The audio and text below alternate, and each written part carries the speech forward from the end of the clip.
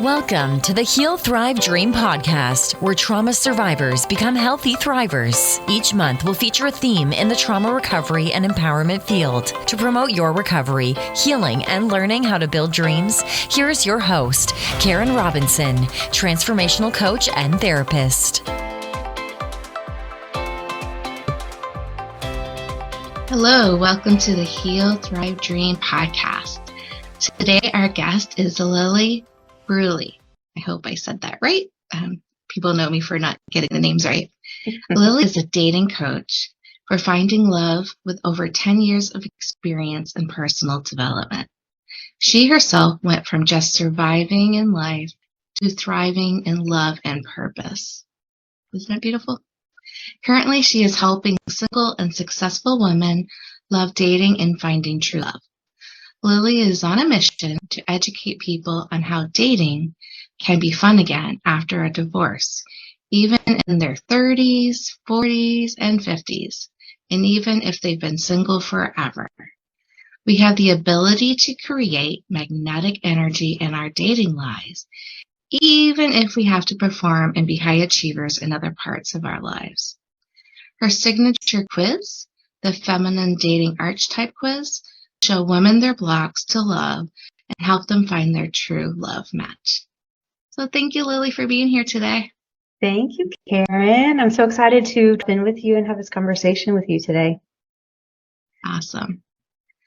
So let's get to it. I know we both have very busy schedules today, so we're going to be succinct to the point as much as we can. It's my favorite. So as you are likely aware, my audience is women who have survived various types of traumas. Do you have a short trauma story that you could share with us? Have you been impacted by trauma? Oh, yes. I have been impacted by trauma that I've inflicted on myself in some ways, and then trauma that have been in relations with other people, especially my family of origin, my childhood, and through a lot of my relationships, my romantic relationships through the years as well. Thankfully, not the beautiful man that I'm with right now, but definitely the man before him and the man before him. I think the thing that really, the connection that I've discovered about this work and about telling my story and about the work that I do with a lot of women, I work with men one-on-one as well, but I work mostly with women, is I was born with this great big heart, this big heart. I was born with this big heart. And I'm, at my core, I'm loving, I'm caring, and I'm kind. And through the traumas that I experienced, especially, in childhood and my family of origin, I think my ACE score is like an 8, that type of thing. I'm sure your audience knows what an ACE score is, right? I'm assuming. Likely so, but it would be great if you give a 2-minute explanation just in case. Yeah, well, I'm not an expert on this. I didn't come up with this rubric, but ACE is adverse childhood experiences. You can Google it. But it's essentially, it's a kind of a little bit of a quiz, an eye opener, if you must put it that way, about the environment that you grew up in as a child. And the higher the ACE score, essentially the more trauma that you experience. So it's anywhere from had a parent that was in jail or incarcerated, was frequently physically or sexually abused. Those types of things. I don't have it in front of me, but so the high score is 10. So it's safe to say that the environment that I grew up in was not safe at all for a child or for anyone for that matter.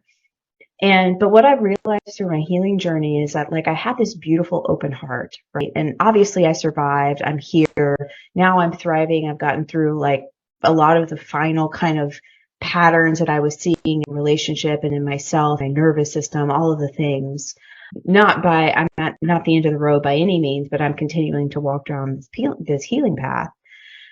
But what I realized with all the trauma is that it never gave me the ability to listen to myself, to listen to my intuition, to listen to what was right for me, especially when it came to relationships. So what happened throughout the years and throughout my development was that anyone that came to me whether that be men, whether that be jobs, whether that be friends, I kind of just let them in to my heart without knowing if they really should be there. Like I didn't really gain the skills of discernment, of intuition, of saying yes and saying no, because of the environment that I grew up in. Like I said, I was really just in survival mode. So there's no way for me to learn who I was, learn how to listen to my intuition, and that carried on through adulthood until I started to do my healing work and really start to tune into myself and my body and my intuition. So that's kind of how I connect what I've been through to today. Yeah, that's really beautiful. We always have our intuition, but as survivors, we learn early, we get the message like that what we want, what we need is going to happen and it's not okay. Because that's what we see in childhood. And we just carry that forth until we stop and really tune into that intuition, like you said. How did you know, when and how did you know to do that? Like, what was extra healing for you as you were recovering? I don't know about extra healing, but I like to tell the story kind of my dark night of the soul, really. Like my breaking point was I was in like my late 20s, early 30s, and I had done everything that society had told me and my parents had told me to do to be happy. Everything, you know, I have my master's degree. I was making 6 figures. I had the job. My resume was banging. I had the car. I had the house. I had even the boyfriend, right? And I was living with him at the time. And I was so the out projection of myself to the outside and what was really happening inside of me was a stark contrast. I was really dying inside. I kept it together, obviously, you know, and was bubbly and all of that stuff, but I was really just like really going down the road of emotional and physical and spiritual death. So much so that it came to a head one evening. I was with my boyfriend and we got into a fight, and I remember going into my room or our room and sitting on the bed and really just crying my eyes out because I didn't understand. I was so confused and so frustrated because, again, like I had done all the steps. Like I was an action taker. You know, I'm an A+ student. I'm a go-getter. You know, I'm an independent boss bitch. Whatever it is that society has rewarded me for decades, I was that woman. And it came to a head that night, and, you know, trigger warning, everyone. I was so unhappy. I was so distraught and so confused. I was just crying on the bed, bawling. A thought popped in my head. The first like suicidal ideation that I'd ever had, that a gun was in the drawer next to me. And so I pulled out, you know, opened the drawer. I pulled out the gun. I picked it up. I remember like how it felt. I always get emotional when I talk about this, but it was like heavy and it was cold. And this answer was an answer again that had never really popped into my sphere. And so I held it, you know, for a minute. And then all of a sudden I got this like metaphorical tap on the shoulder. And I always like to say that this was a higher self that I hadn't met, or it had been buried within me for decades. But I always like to say my higher self and God, you know, I say God, you can say whatever word that you want, conspired to show me that there was a better way. And so that was the day that I had to believe in something other than what was in front of me, what I knew, what my parents were giving me an example of. And that was the day that I guess, you know, you're asking kind of a monumental healing. That was also very, very healing because it was my first really deep connection with myself. And from that point on, I started to learn. I started to put myself in therapy. I didn't even know about books about like codependency. I didn't even know about podcasts. I didn't know that there was a whole different world available to me until that day. Ooh, Lilli, I really appreciate you sharing that vulnerable story because somebody today needed to hear that. And you know, it's real. Like you could have easily just skipped over it and the podcast would have been missing something, the episode. So I think that's huge. Anytime I get tapped by God, I think that's a pretty big deal. So Yeah, for real. yeah. Yeah. Thank you for sharing that. And how did your healing recovery lead you to your current work? Because I'm guessing you didn't do this work before, or were you doing it before? No, my previous time in the work world was I worked for sports and entertainment companies. And again, like great resume, doing the thing. Mm-hmm. And about, I've been in the development space for a while, but didn't really start until that night. I remember it was 2017. I remember it's October 17th was my birthday, 2017. And so I started again, like reading into podcasts or reading in books, I just started to learn. 2018 is when I started my podcast. So I also have a podcast. It's called the Lilli Bewley podcast. So 2018 was the day or the year that I started my podcast. And there was a drive in me because again, you could imagine like walking down a hallway with no doors, right? A dark, dingy hallway with no doors. And all of a sudden there's a door to the right or whatever in front of you. That's a big bright light. Like that's how I felt. I didn't even know a door existed. And so there was a deep need inside of me to talk about the things that I was learning. And so that's where all of this started. And what's really funny, and of course, this probably isn't funny to you, Karen, but this is how the healing work goes. Sometimes healing is such a contrast to the stuff that you experienced, or it always is actually a contrast to the stuff that's really painful for you or what you experienced time and time again, when you're in your childhood, for example. So in my childhood, it was not valued. My voice was not valued. I didn't have the ability to speak up. I didn't have the ability to create my own opinions. I didn't have the ability I'm getting the chills. I didn't have the ability to be authentic. I didn't have the ability to talk about the real shit that was happening in my life, right? Like the real stuff. And this, again, like I have this new kind of awakening, and I started this podcast, and the action of doing the podcast was a complete contrast to the environment that I grew up in, which is a very hard yet healing experience. And so I've had my podcast since then. And how I arrived today, I work with dating and relationships, women who want to find love, who want epic love, who have probably failed in the past. Because what I started to realize in my journey was, like, I got to this point where I kind of knew everything. Like, I knew my attachment style. I knew I could probably diagnose myself. I could probably diagnose my partner. But the pattern was still repeating. The pattern of when I was dating was I was still attracting unavailable men. I was still frustrated. I was still confused. I always say, like, sacrifice my body, like have sex with them when maybe I really shouldn't have, because it wasn't self-honoring to me. No dig on whoever's listening to this, but this is my story.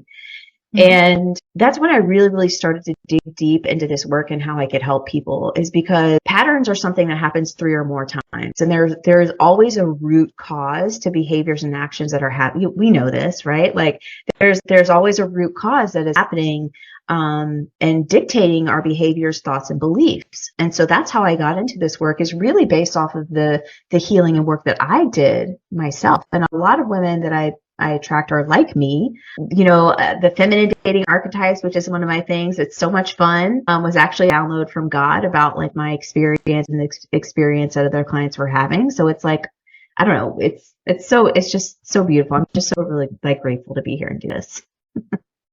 So if I'm hearing you correctly, you attract a lot of women who've been unlucky in love, probably toxic relationships in their past, history of abuse as well. And so you're able to help them because of your personal and professional experience at this point.